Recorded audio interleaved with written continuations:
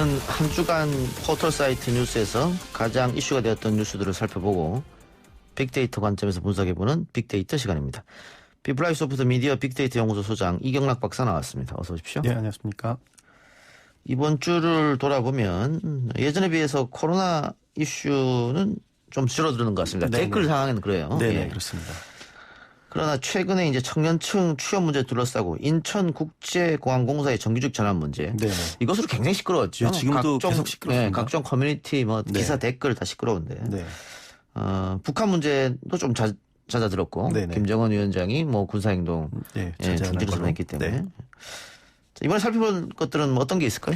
네, 아무래도 방금 말씀하신 것처럼 되게 다양한 주제들이 다방면에 걸쳐서 나왔습니다. 뭐 정치, 경제, 뭐 외교, 문화 뭐 이렇게 다 나왔는데 키워드를 중심으로 살펴보면은 뭐 서울 아파트 그리고 한국 정부 이런 내용의 입장을 담은 것들이 많이 있었습니다. 그리고 코로나는 지적하신 것처럼 6번째로 조금 떨어져 있는 상태입니다. 뭐 위험성은 여전하지만 그래도 좀 뉴스에서 덜 언급이 되고 덜 관심이 갖게 되었고요. 그리고 아까 말씀드린 아파트 8번째로 빈번하게 다뤄졌습니다. 그래서 5가지 이슈 이렇게 종합해서 뽑아보니까 이제 뭐가 있었냐면 이제 첫 번째가 인천국제공항 그 보안 인력을 정규직 전환하는 문제. 그래서 인공국 사태라고까지 이제 표현하는 사람들이 있는데 그 내용이 이제 가장 뜨겁고 그리고 그 6.25 70주년을 앞두고 이제 북한이 어쨌든 태도 변화를 보였습니다. 그 부분이 두 번째. 그리고 세 번째가 부동산 대책 이후에 아파트 시장이 어떻게 변화하는지. 그리고 네 번째가 부산항 러시아 선박에서 코로나19 집단 감염이 늘어나고 있고. 그리고 다섯 번째가 N번방 공범인 그 안승진이 신상 공개된 것. 이런 것들이 이제 주요 5가지 이슈였습니다. 예. 자, 그러면 인천국제공항공사 문제 좀 살펴볼까요? 이게 네. 굉장히 시끄러워지고 있는데. 네, 맞습니다. 일단 어떻게 발생했는지부터 좀 봅시다. 뭐 청취자분들도 다 아실 텐데 문재인 대통령이 취임하자마자 거의 사흘째쯤에 2017년 5월 12일인데 그때 첫 외부 일정으로 인천공항을 방문합니다. 예. 거기서 이제 가서 이제 이러시죠. 그러니까 비정규직 제로 시대를 열겠다 이렇게 얘기를 했습니다. 굉장히 중요한 정책이니까 직접 찾아가서 얘기했고 어떻게 보면 인천국제공항공사가 비정규직을 정규직으로 전환하는 그런 그 시스템 혹은 절차의 상징 같은 곳이다 이렇게 이제 볼 수 있을 정도로 그렇게 좀 선언이 됐습니다. 그런 다음에 결국 어쨌든 3년 뒤에 인천국제공항공사가 이 약속을 지키겠다 이렇게 예. 밝힌 것이고요. 예.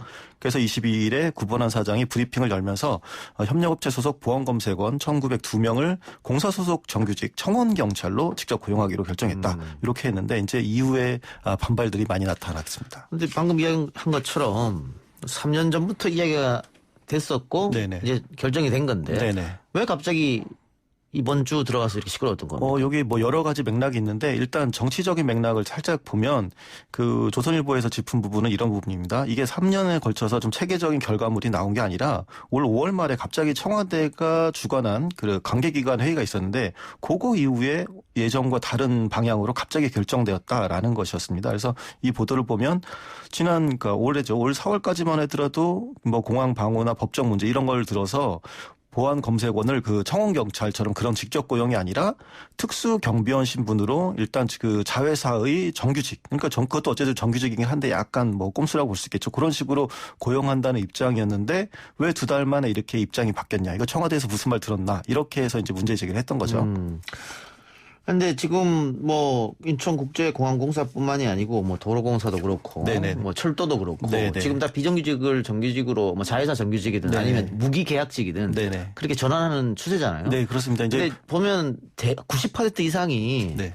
우리가 생각하는 일반적인 정규직 네네. 그걸로 대체되는 건 아니거든요. 네, 그렇죠. 사실 우리 사회에서 비정규직이 정규직으로 전환되는 과정이 굉장히 어렵습니다. 예. 이제 예를 들어서 제가 이제 도로공사의 말씀을 드릴 텐데 요거 좀 역사성도 있고 그래서 그러니까 도로공사에 있는 고속도로 톨게이트의 수납원을 하는 수납원들이 원래 이제 도로공사를 뽑히셨죠. 그러다가 IMF가 터집니다. 그래서 20년 동안 이제 파견 업무처럼 돼서 요금소에서 파견 업무로 전환돼서 했는데 이 파견 회사를 결국 소속이 바뀐 거죠. 그런데 20년 동안 근무했는데 이게 사실은 파견 업무라고 해도 허가도 받아야 되고 또 파견돼서 2년 이상 근무하면 그 직접 고용을 해야 되거든요. 그런데 도로공사가 직접 고용을 안 하니까 이게 2014년에 그 수납원 노동자들 543분이 근로자 지위 확인 소송을 제기를 했습니다.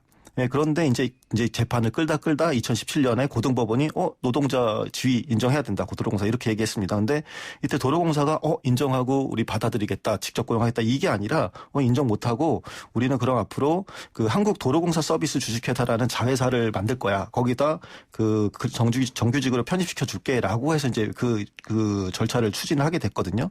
그렇게 하다 보니까 이제 어쨌든 요금 수납원들 분들 입장에서는 뭐 일자리 없어질 수도 있고 그러니까 6,500여 명 중에서 5,100여 명이 자회사로 가겠다. 그렇게 전환에 동의를 했습니다. 그런데 아직 이제 대법원 판결도 남은 상태였는데 이제 그래도 나머지 이제 1,400여 명 정도는 직접 고용해달라. 이렇게 자회사를 전환을 거부했고요. 그리고 이 거부한 그 요금 수납원들을 그 도로공사에서 해고를 합니다.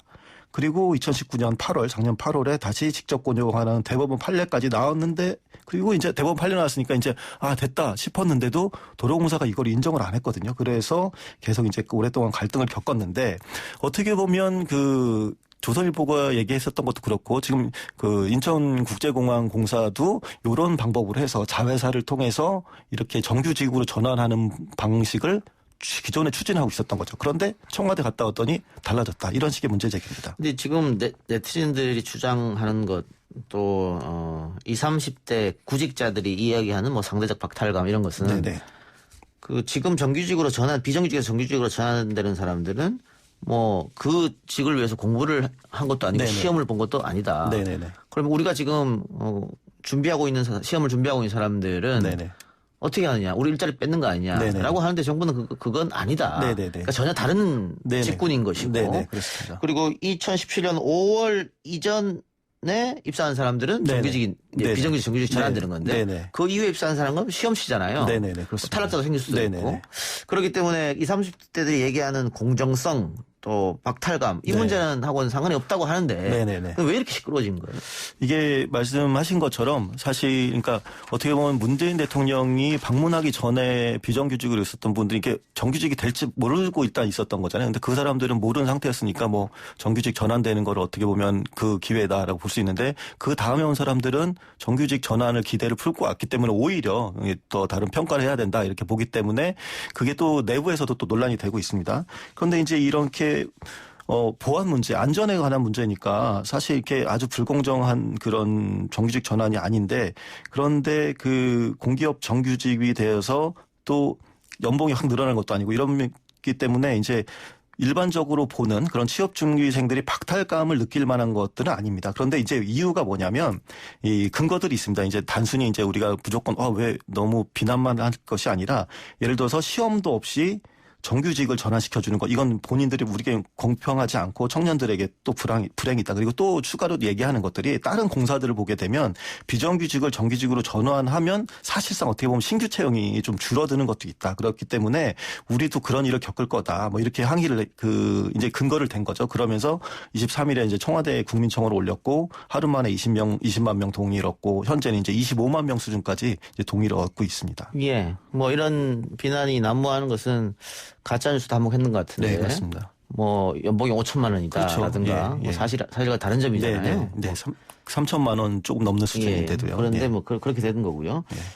어쨌든 방금 이야기하신 것처럼 기사 댓글 혹은 커뮤니티 네. 반응은 그 정부에 상당히 비난적이죠. 네, 그렇습니다. 그 주요 포털에서 한 2만 개 정도의 댓글을 수집해서 분석을 해봤더니 가장 비중 있게 등장한 어휘가 정규직이고 5번째 의미로 나왔던 게 그 공정이었습니다. 공정. 그러니까 네티즌들이 현재 상황에 대해서 공정하지 않다고 생각하는 경향이 강했습니다. 그래서 특히 또 문재인 대통령에 대한 그런 비판이 많았는데 문재인 정부 정책을 비판할 때 많이 나오는 단어가 아무래도 지금 재앙이라는 게 많이 나오는데 그게 이제 9번째로 등장을 하고 있고요.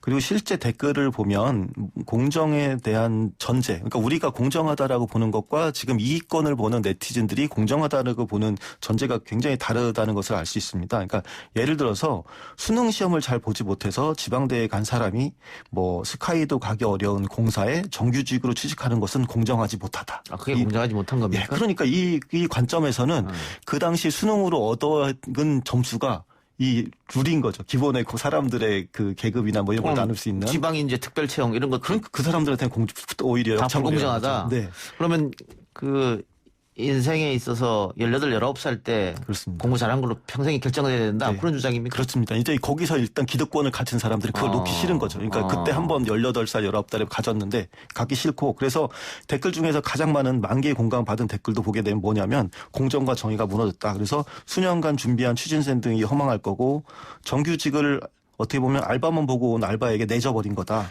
예, 이것도 이제 가짜 뉴스죠. 알바만 보고. 네, 그것도 가짜 뉴스입니다. 그런 것들인데 이 유언비어라는 게 그런 식으로 아주 뭐 하나의 그 자극적인 것들을 계속 확대시켜서 그런 식으로 나타나니까 이런 거 보면은 아직 우리 사회는 계급 사회인가 싶기도 합니다. 그건 굉장히 심각합니다. 저도 사실은 댓글 보면서 많이 놀랬던 게 그 기저에 깔려 있는 그 계급에 대한 그러니까 지방대학 나온 사람들은 그런 것들을 거기에 맞는 것만 해라 이 말이잖아요. 그런 거죠. 예. 그리고 자기가 그 이른바 학벌이라는 걸 노력으로 해서 쟁취를 한 것이고 그리고 한번 쟁취한 것으로 인해서 앞으로 인생도 다 그렇게 다 그래야 된다고 이런 것들이 많이 전제돼 있어서 참 슬펐습니다. 좀 안타깝네요. 네. 예, 알겠습니다. 이게 어떻게 보면 을과 을의 갈등 아니겠어요? 네, 그런 것도 있습니다. 예, 이런 을과 을의 갈등을 제일 원하는 건 사실 기득권인데 네. 워낙 취업이 또 안 되다 보니까 네네. 이게 지금 청년들의 심리를 이해 못하는 바는 아닌데 이제 그런 것을 푸는 방식들에 보면 지금 이 언론들이 보면 굉장히 자극적으로 다 보도를 하고 있거든요. 방금 말씀하신 것처럼 유언비어도 보도에 뭐 거의 그대로 실리는 경우들도 많고 오히려 갈등을 조장하고 뭐 이렇게 반응이 있다.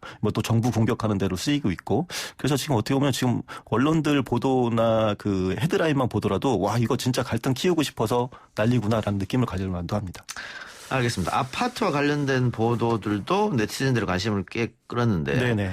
아무래도 규제가 현실적으로 가능할 것인가 이런 내용들이 많은 것 같아요. 네, 그렇습니다. 그러니까 뭐 일단 언론 보도를 보게 되면 여기도 좀 자극적인 게 많습니다. 그러니까 경제지에서 주로 많이 나오는데 예를 들어서 오늘부터 잠실, 삼성, 청담, 대치동 아파트 전세 끼고 사면 최대 징역형 같은 이제 이런 얘기도 나오거든요. 보도로 나온 거예요? 예, 이게 헤드라인 제목입니다. 이런 식의 이제 보도가 나올 정도로 이제 정책에 비판적이고, 그러니까 어떻게 보면 뉴스들이 두 가지 있습니다. 그러니까 이거 실수요자들이나 그런 분들한테 안 됐다라는 얘기도 있지만 또 한편 제가 말씀드린 것처럼 경제지 쪽은 이 갭 투자하던 사람들이 뭐 피해보고 이놈이 사는 건데 왜 피해봐야 되느냐 이런 관점에서들이 많은데 이제 김상조 청와대 정책실장이 취임 1주년 브리핑에서 그 6.17 대책이 모든 정책 수단을 소진한 것이 아니다. 그래서 추가 대책이 있을 거다. 이렇게 암시를 했는데 그 네티즌들의 대체로 반응을 보면 이렇게 또 추가 대책이 나올 거면 왜 그렇게 사전에 준비 못 했느냐 이런 것부터 시작해서 이 실제 실효적인 대책이냐 뭐 이런 것들이 계속 그 비판들이 이어지고 있습니다. 정부가 20번이 넘는 새로운 정책을 내놨습니다만 어쨌든 이명박 박근혜 정권 때보다도 집값이 계속 뛰고 있는 역대급으로 뛰어 있는 상황이기 때문에 그렇죠. 그에 대한 비판은 당연히 할 수가 있겠죠. 네네. 또 언론의 역할인 것이고. 네네. 그런데 이렇게 뭐 최대 징역형 같은 이거는 불안을 조장하는 보도잖아요. 예, 그리고 이것들은 여기서 징역형이라고 얘기한 것들은 어떤 식으로 보면 이제 기득권 가지신 이미 갭 투자를 해서 있는 분들이거든요. 뭐 새롭게 집을 살려고 하는 사람들이 아니라 그러니까 그 갭 투자를 이미 하거나 그런 재산 증식으로 이제까지 수단을 사용하신 분들이 피해를 볼까라고 하는 쪽의 관점이 뉴스이기 때문에 사실 어떻게 보면 정책 비판이긴 한데 방향성이 완전히 다른 그런 비판이라고도 보여집니다. 알겠습니다. 예, 사회적으로 혼란이 많습니다만 댓글에서도 이렇게 혼란과 갈등이 있어서 좀 안타깝습니다. 오늘 말씀 여기까지 듣고요. 지금까지 이경락 빅플라이 소프트 미디어 빅데이터 연구소 수장이었습니다. 네, 감사합니다. 오늘 저희가 준비한 방송은 여기까지고요. 저는 다음 주 월요일 이 시간 다시 찾아뵙겠습니다. 들어주신 여러분 대단히 고맙습니다.